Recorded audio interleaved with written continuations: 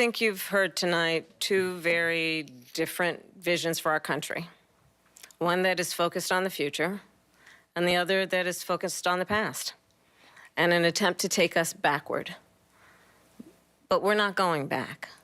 And I do believe that the American people know we all have so much more in common than what separates us, and we can chart a new way forward.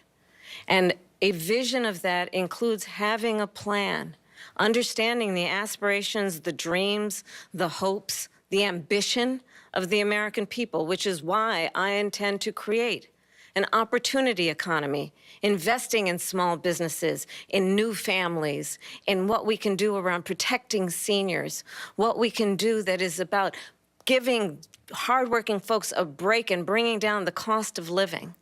I believe in what we can do together that is about sustaining America's standing in the world and ensuring that we have the respect that we so rightly deserve, including respecting our military and ensuring we have the most lethal fighting force in the world.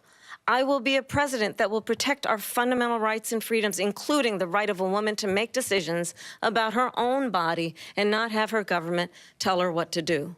I'll tell you, I started my career as a prosecutor. I was a DA, I was an attorney general, a United States senator, and now vice president. I've only had one client, the people.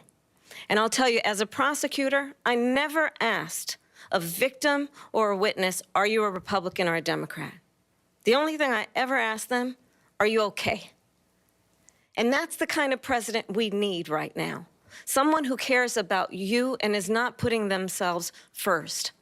I intend to be a president for all Americans and focus on what we can do over the next 10 and 20 years to build back up our country by investing right now in you, the American people. Vice President Harris, thank you. President Trump? So she just started by saying she's going to do this, she's going to do that, she's going to do all these wonderful things. Why hasn't she done it? She's been there for 3.5 years. They've had 3.5 years to fix the border.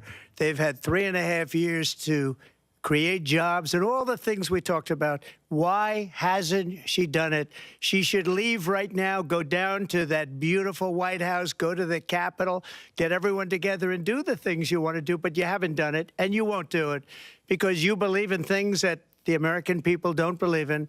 You believe in things like we're not going to frack. We're not going to take fossil fuel. We're not going to do things that are going to make this country strong, whether you like it or not.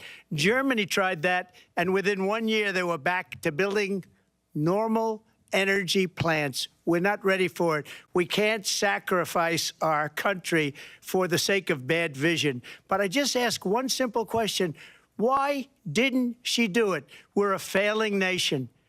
We're a nation that's in serious decline. We're being laughed at all over the world. All over the world, they're laughed. I know the leaders very well. They're coming to see me. They call me. We're laughed at all over the world. They don't understand what happened to us as a nation. We're not a leader. We don't have any idea what's going on. We have wars going on in the Middle East. We have wars going on with Russia and Ukraine. We're going to end up in a third world war, and it'll be a war like no other because of nuclear weapons, the power of weaponry. I rebuilt our entire military. She gave a lot of it away to the Taliban. She gave it to Afghanistan. What these people have done to our country, and maybe toughest of all, is allowing millions of people to come into our country. Many of them are criminals, and they're destroying our country. The worst president, the worst vice president in the history of our country. President Trump, thank you. And that is our